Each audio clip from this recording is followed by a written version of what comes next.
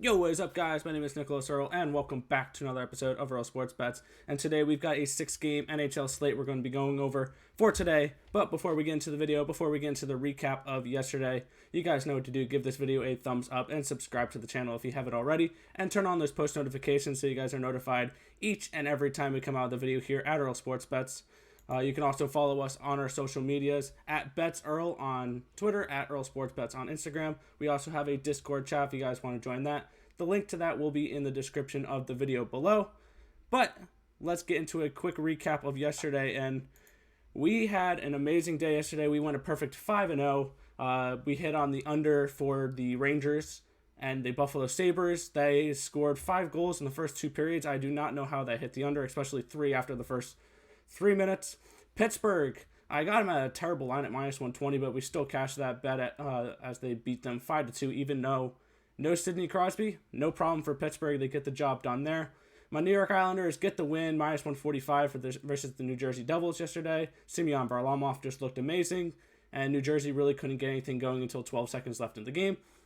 Carolina doing Carolina things. They're getting the job done versus a very poor Nashville team. And Winnipeg with a nice bounce back spot yesterday versus the Vancouver Canucks. They get the win at a -115, 4-2 the score of that. So yesterday we went 5-0. We are now 107-96, 52% on the season, which was with some dog picks in there as well. I believe we're profitable. I have to do the whole breakdown with that, but I believe we're profitable on the year so far. But today's going to be a fun video for you guys because I actually have a guest for the first time here. From the DieHardMMA Podcast, we have Clint here. How you doing today? Hey, man, doing good, man. It's pretty stoked to be on the show. Thanks for inviting me. Absolutely. Let's get right into this slate we got here. We have 6 games we're going to be going over. We're starting with the Boston Bruins and the Washington Capitals. -144 for the Bruins, +130 for the Capitals. Over-under of 6 goals. Where are you looking at for this game? You know, first off, I got to let your listeners know I'm a complete degenerate in NHL. I don't know how much value I'm actually going to add to the breakdowns. I swing like crazy. Some nights I sweep, and then the next night I'm 0-7. So take everything I take with a little grain of salt. But, man, I'm just not sold on this Bruins team. Like, it seems like every single game they're in, they're life and death. They're coming from a comeback. They're scoring a goal in overtime to win a 1-goal game. They almost blow a lead and they only win by 1 goal in regulation. Like it just seems that they are overpriced and they're dangerously close to losing a lot of these spots. I think with the firepower on the Washington Capitals side of things, getting them as an underdog, that's probably the way I would look in that spot. I'm taking a look at them to maybe upset the Bruins here at home on this one. Yeah, I'm actually looking at the opposite side here. Yeah, you were saying a lot of these games are very close. They have to come back and all that. But they're still finding ways to win games. Tuukka Rask is still a very talented goalie. And I'm not completely sold on Ilya Samsonov right now, coming back after that long COVID layoff, where I think he's had 1 start so far. He looked decent against a Devils team, but that's the Devils. I don't know how much stock you can really put into that. But yeah. So for me, I'm actually going with the Boston Bruins money line. I saw a lot of value on this play because I just feel like this Capitals team is, like what you say with the Boston team, extremely overpriced. So I like the Boston Bruins here, -144. I'd probably go up to maybe a max of -150 on this game, but that's just about it. But I don't mind the Boston Bruins in this game. All right, the next game we have here is the Toronto Maple Leafs and the Edmonton Oilers. The Oilers coming in, losing their last 3 games against this Leafs team. They're a +103, -114 for the Leafs. Where are you looking at for this one? Man, so just like the last one we broke down, like I lean to the Capitals. I'm not going to bet the Capitals. I lean to the Oilers, but they've done nothing but get beaten by this Leafs team. I got to feel that revenge factor eventually is going to kick in, but they also just could be up against a brick wall, man. They could be up against the paper to their rock. They might just not be able to beat this Leafs team. The Oilers have some defensive issues. The Leafs have been able to lock down and keep these low-scoring battles, something that the Oilers have had a really hard time overcoming. I feel like the Oilers, they got to find the back of the net and they got to turn it into a shootout for them to have an opportunity to win this thing. I lean Oilers, but again, I'm not sure I'm going to be betting this one. I'm on the same side as you there, but I feel like I am going to bet this one. I think the revenge factor is 100% real with this Edmonton Oilers team. I think after getting shut out back-to-back games, I think expect at least a goal from either Connor McDavid or Leon Draisaitl, or potentially both. I think this Oilers team is going to finally get their revenge, and I don't even know if Austin Matthews is going to be back, which didn't seem to be a problem with the first 2 games for Maple Leafs.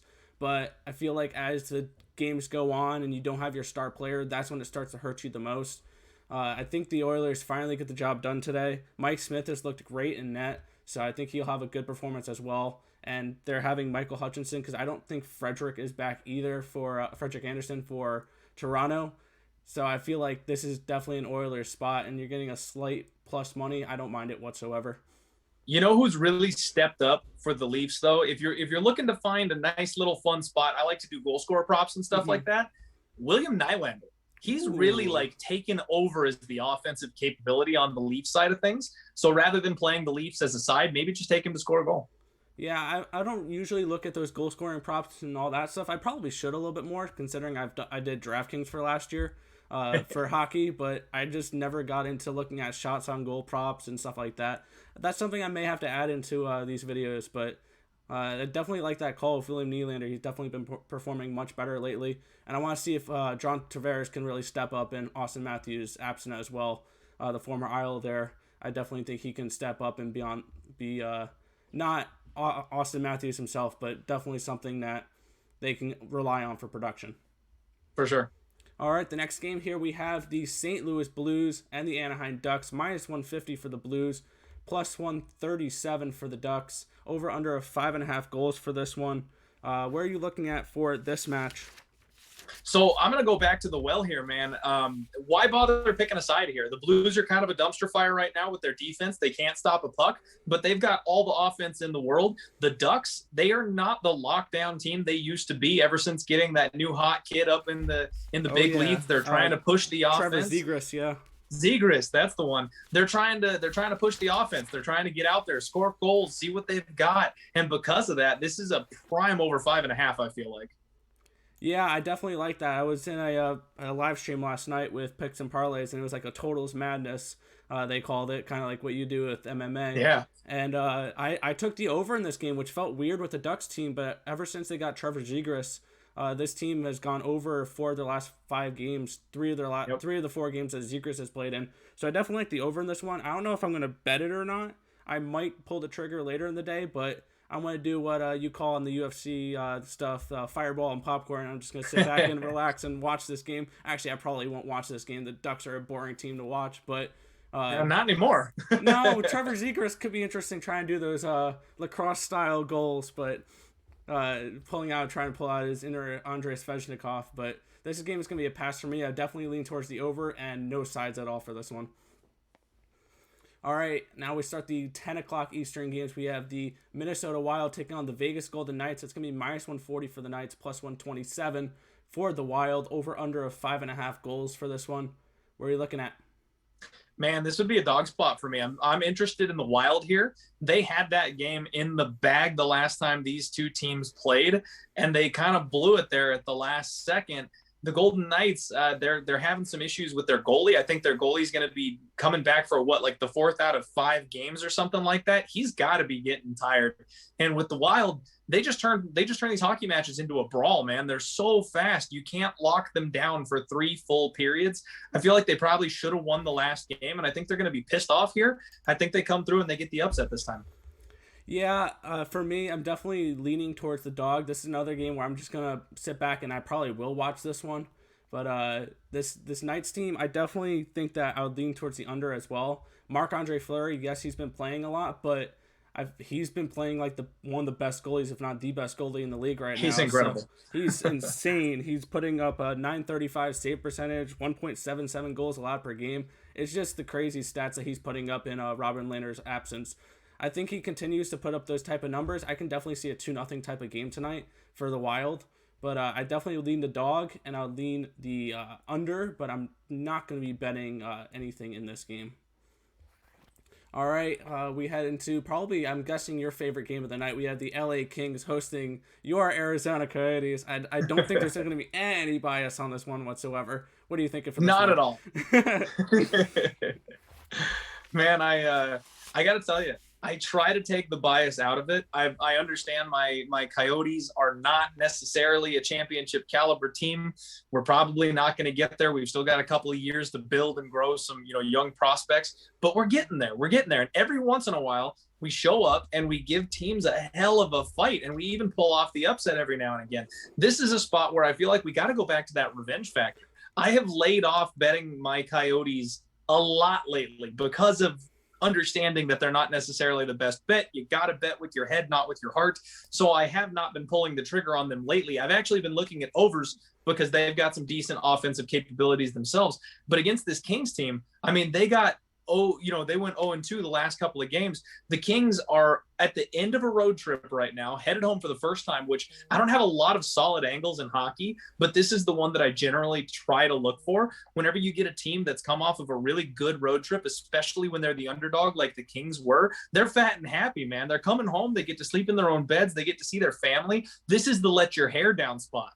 This is the spot where the Coyotes are pissed off, looking for revenge, wanting to come in and get a win over the team that embarrassed them. And the other team is feeling good about themselves, and they don't have anything to fear from the team they already took out twice. I like the Coyotes here. I'm actually going to bet the Coyotes tonight, and I feel like they can get this one done.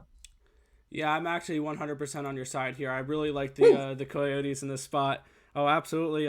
This is definitely a letdown spot for the Kings. They went on their 6-game winning streak, and then they lost back-to-back versus Minnesota. And you got to think, once these teams have these long winning streaks and they lose 1-2, do you think are the wheels going to fall off the wagon with this Kings team, and they're going to drop back to where they should be, which is towards the middle, towards the bottom of this Western Division?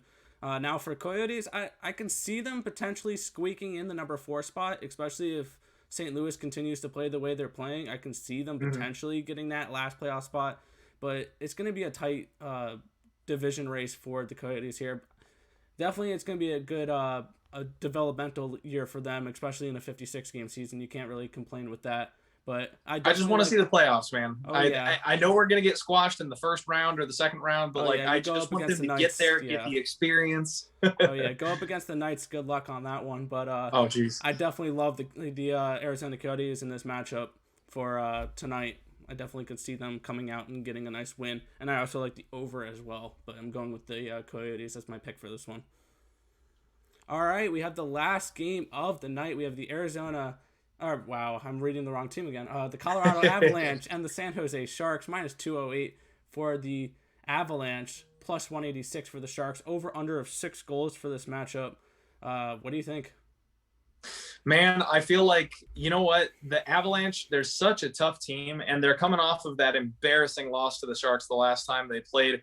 They were a massive favorite, completely got outworked and wrecked in that game. If we know anything about the Sharks, they've got offense. You know what I mean? They struggle defensively, but they sure have offense. I think this is a lockdown spot. I think this is a spot where the Avalanche basically say, okay, I don't know what was wrong last night, but shake it off. And I think they come back and just maul the Sharks tonight. I think they take a much more defensive approach. I'd be looking at the under on the 6, which I know is scary considering the firepower of these two teams. But more than that, I think a puck line look on the Avalanche is probably more the way I'll be taking this one. Yeah, for me, I'm actually looking at the over for this game. I can definitely see the Avalanche coming in pissed off, ready to go. I think that top line with Landeskog and McKinnon and Rantanen, they're going to come in, they're going to perform. I'm hoping they get Cale Makar back for this game, and I can see them putting up 5-6 goals by themselves. That's true. The San Jose Sharks team has almost the defense of the Ottawa Senators with goals allowed per game type of thing. It's really bad for them this season. Martin Jones is in net, I'm assuming tonight, and he can't really stop a beach ball right now. He's allowing 3.7 goals a game, which is ridiculous. I definitely love the over in this matchup because you can also see some goals for the San Jose Sharks. So I'm going with the over in this matchup between the Avalanche and the Sharks. All right, let's do a quick review of our picks for the Boston and the Capitals. I'm going with the Bruins money line. For the Oilers and the Leafs, I'm going with the plus 103 for the Oilers. With the Blues and the Ducks, Clint, you're going with the over 5.5. You're also going with the plus 127 for the Wild over the Knights. We're both on the Arizona Coyotes, minus 102 versus the Los Angeles Kings. And then I'm on the over 6 goals between the Sharks and the Avalanche for this matchup. All right. Oh, wrong screen. I made a new one just for today. There we go. There we go. If this information was helpful to you guys at all, feel free to hit that thumbs up button and subscribe to the channel down below. This has definitely been a fun video. Anything you want to shout out, Clint? Anything you want to say before we head on out? First off, just thanks for having me. This was a blast. Absolutely. You're the first one to give me the shot here on the NHL video thing. So we'll see how I do. Hopefully I don't just embarrass myself. Real quick though, I'm thinking, I'm a complete degenerate. Like I said, probably going to end up having action on every single one of these games tonight in one form or fashion. Might look at the full game draw for the Capitals and Bruins. I feel like they're going to play each other really closely and usually get like plus 300 on that. So yeah, that'd be a good bet. Might take a little stab there. But besides that, normally speaking, I do mixed martial arts. I'm the host of the DieHardMMA Podcast. You can catch me over on odds.com live every single Monday. I'm looking forward to UFC 259 this Saturday. It's an absolutely stacked card. Oh, absolutely. And maybe I'm looking forward to it too. It's going to be sick, man. And my best show of the week is the post-weigh-in recap show that I do on Fridays. So everybody take a look out for that on YouTube. And, hey, just hope everybody cashes some tickets tonight. Oh, absolutely. But I want to thank you guys for watching. Remember to like, comment, and subscribe as always. And let's make some money and let's cash some bets in the NHL tonight. And I'll catch you guys in the next video. Peace out, guys.